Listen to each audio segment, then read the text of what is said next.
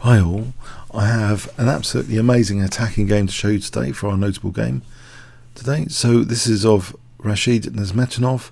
He was playing against Leonid Alexandrovich Shamkovich. Leonid Alexandrovich Shamkovich was born 1923, died 2005 at the age of 81. He was born in Rostov-on-Don in the Soviet Union. Awarded the GM title in 1965, he emigrated to the USA via Israel and Canada. He was fifth in the 32nd USSR Championship 1964-65, and in other tournaments he finished first at Sochi 1967, Timisoara 1972, Calgary 1975, which is the Canadian Open, first at New York 1976, first equal in the 1976 US Open, first equal at the New York 1977 tournament. He was also a well-known chess author. He passed away at his home in Brooklyn, New York in 2005. Now, where he was born was actually where this game was played, so I might as well tell you a little bit about Rostov-on-Don. Rostov-on-Don is a port city and the administrative center of Rostov Oblast and the southern federal district of Russia. It lies to the southeast of the East European plain on the Don River, 32 kilometers from the Sea of Azov. Okay, background aside, let's get into the game. Näcmetdinov playing white, e4. Shamkovich played the Sicilian defense. We have knight f3, d6. We enter into a very, very exciting Najdorf Sicilian. I think some of the most exciting games of chess are really in the Najdorf Sicilian. We have two main moves here, bishop e3 or bishop g5, the most popular according to live, but we see bishop g5 in this game. Often black plays e6, we see a delayed e6, knight bd7, bishop c4, and quite often queen b6 to test the b pawn here is played. But in this game we see h6 being played. Bishop h4, bishop drops back, e6. Now quite often the bishop does drop back here, but white castled. And now quite often the move g5 has been played in this position. But here we see knight c5. And now rook e1 is actually quite a dangerous position for black already. If black plays a routine move here, such as bishop e7, actually white has a very, very useful forcing move here in the form of b4. Where is the knight going? If it goes to d7, then there's bishop takes e6. This is powerful as a bishop sacrifice goes. This position is very dangerous for black. For example, it can go disastrously wrong for black if he's not careful of the knight d5. Takes check and checkmate. So black really has to be careful. So he kicks the bishop g5, bishop g3, and again white threatens not just b4 maybe, but knight f5 here. So it is precarious for black to play a routine move like bishop e7. He plays actually e5, and the knight goes to f5, bishop e6. So it seems for a moment is black surviving. Näcmetdinov plays bishop d5, so he's posted very nicely on the two outpost squares, the bishop and knight. It looks aesthetically pleasing so far this game. Bishop takes f5, giving up the light square bishop. E takes f5, and white is now threatening after e takes b4 and bishop takes b7, which might help explain black's next move, queen c8, just supporting the b pawn here, and it's also attacking this pawn potentially, which is useful. But the king's still in the center, so guess what white plays. If I give you 5 seconds to pause the video, what would you play here with white?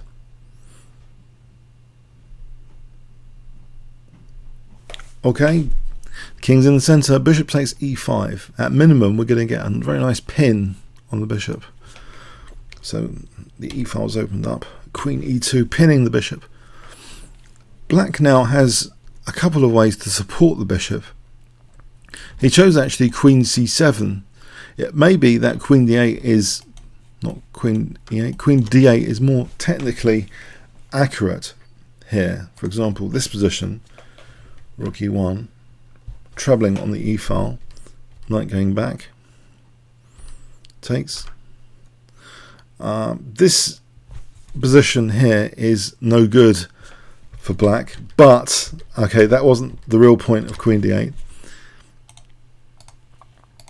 Let me just show you here, rook e1. The strongest move here is to get away from the e file now with castling.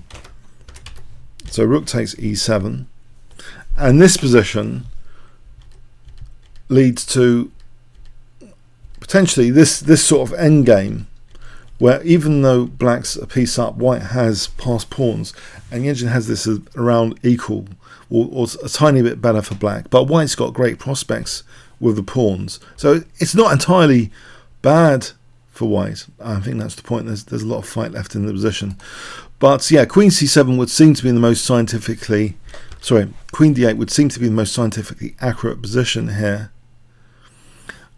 But even so, you know, white doesn't have to go for the e file. Might actually switch attention to the queen on d8 with rook d1 instead.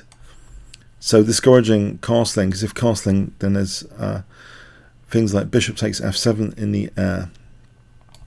Or even here, this might even be just good to take there. So it's a dangerous position in any case.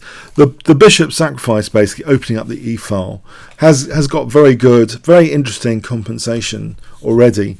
So queen c7, we see here a basic trebling now, rook e1. And you might think, well, can black just castle here and give up the bishop? Yes, he could do that, and he didn't do that. But this position, this kind of position, is very dangerous for black. If we look at h4 here, trying to peel open black's king, queen f4, bishop e6 is actually a really strong tactical idea that exists in this position. Really strong. If knight b6, then bishop takes f7. Here, the queen is coming in with devastating effect. Yeah, and you might think this is really odd. This sort of stuff, bishop e6, isn't it? I'll just check this again once here.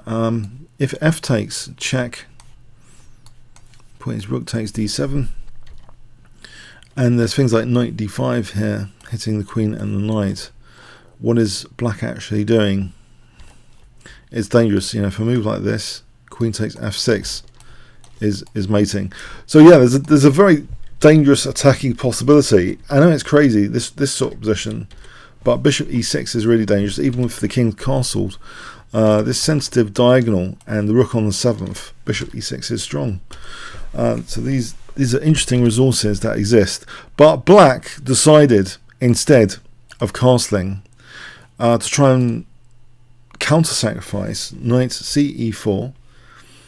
We have rook takes e4, knight takes e4, rook, queen takes e4, where white's compensation is more than great. White's got a low. White's pawns are very, very, very useful. 4, 5, 6, 7, 2, 3, 4, 5, 2 pawns for the exchange. 3 bits, but white's the exchange down. Now here, after king f8, a tactic which echoes a little bit what I've mentioned with bishop e6. This king is not so safe here as it might seem. If black gets time to consolidate a little bit with bishop f6, then you might think black's got something going for his position. But white takes away any dreams here with the next move. Can you see what white can play here, which is exceptionally dangerous? To add fuel to the fire here, if I give you 5 seconds to pause the video now, what would you play with white?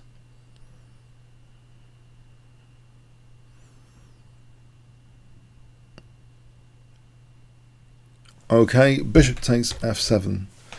Yeah, it's making this pawn a lot more effective actually, because it's basically saying, you know, outpost squares on e6 and g6 for the queen to come in.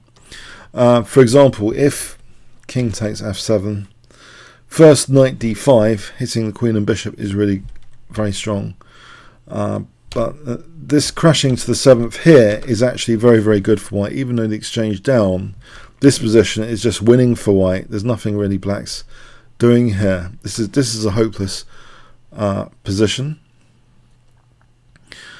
So yeah, but black plays bishop f6, and now bishop g6 was chosen. Also bishop e6 is strong, but bishop g6 was chosen, and white has very, very good compensation for being the exchange down already, more than enough, and he's controlling e8 against any rook e8. We have queen e7, so black taking the opportunity to get rid of the queens, because the queen can't move because of queen takes rook.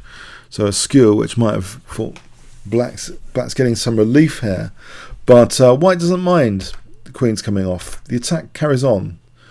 Knight d5. This is a kind of attacking piece as well, heading for black's king. Bishop d8. But if it's immediately pushed here, black has a resource in bishop takes f6. This wasn't played f6. Instead, rook e6 supporting f6. This is really an attacking piece to get involved. So f6 immediately, there's bishop takes, and then king g7. This is unclear. Black might actually be a bit better after this. So yes, slowly but surely is an expression maybe here. Rook e6, slowly but surely. So f6, there's no such resource of bishop takes f6. So king g7. The king's now on the 7th rank, and actually kind of weakness of the last move, it can be checked like on the 7th rank. We have rook d6 to get a rook here. Very dangerous stuff. h5, we have check, king h6, and it might be an escape exit possible with g5 and king g5, g4 and king g5, pardon me. But white stops that with g4. Any idea of black playing g4 himself. Now if black plays hg here, then knight e3 is mating with knight takes g4. The escape exit's a cut here. This is no good for black. So black actually has to do something about this g4 square. Make sure a pawn's just there, h4. But we have bishop h5 now, which introduces rook d6 check as a possibility, and driving the f pawn forward seems likely. Rook c8, check. Now the f pawn finally goes forward, f6 check. It becomes a bit of a menace here. If king f8, then rook d7 is really very powerful with rook f7 on the cards. This is very, very strong stuff in this position. There's great coordination of the minor pieces. Just to show you here, as an example, let's say here this is a mate. Whoops, the rook can't move away from the bishop, pardon me, anyway. But rook h6, this is good. Knight e7, knight takes c8 threatened, and what is black doing? Knight g6, this is just horrible. There's going to be a mate like this if black's not careful. He has to give back his hard-won exchange, and this is just horrible for black. This sort of position, for example, there. So yeah, the minor pieces are raging in the attack here. So we had this f6 check. So king f8 is not particularly attractive to go back there because of, as mentioned, rook d7 or knight e7. Sorry, king f8 is not attractive here because of rook d7. So the king actually awkwardly goes to h6. Now, yeah, it's a very, very tactically intense position. We have a nice outpost square for the knight potentially on f5, and white plays this route, knight e7, not this route. So it's attacking the rook en route, so with tempo. And if the bishop takes, then even though the exchange down, this position here with check, here, this position is just really good for white. He's getting his exchange back, and it's just going to be all over. He can leisurely like take pawns as well, but yeah, it's just very good for white. So yeah, after knight e7 we see rook b8, the rook moving out of the way. But now knight f5 check, fantastic square for the knight. And notice the pawn is guarding some exit squares now, like g7. So king h7. And now f7, the pawn is guarding this exit square. and introduces both bishop g6 mate and also rook h6 mate. These two mate in one threat, and it's very difficult for black to do anything about this. So black resigns here on move 34. Yeah, it's what do we learn from this game? Well, for the attacking player against the Sicilian, it's a kind of a model attacking game in that if the king's stuck in the centre, you want to rip open like the central file, against the king. We've heard that story over and over again. Beautiful pin on e7. Black counter sacrificed, but to be like the exchange up for a couple of pawns. But if you're the exchange down and you've got a couple of pawns for it, already you've got interesting compensation. But the compensation was basically made more interesting even after the queens forcibly came off. That wasn't the end of the story, it was the start of the story. Black's new attacking trump card was carefully guided to f6 with the rook coming in first, guide f6, and then forcing moves. These minor pieces just so lively around black's king, and black's other pieces kind of spectator rooks just looking onwards. And in the final position, these two mates in ones, very difficult to resist. So an attacking gem. And it's shocking, I have to say, but I engine checked for accuracy of the game on the site, and Nezhmetdinov's accuracy rating is like 8 average centre pawn loss. It's like he was as accurate as a computer basically in this game. You might not think so, you might think it's a bit dubious, but no, it's extremely accurate, precise, technical attacking play demonstrated in this game by White. Okay, comments or questions on YouTube? Thanks very much.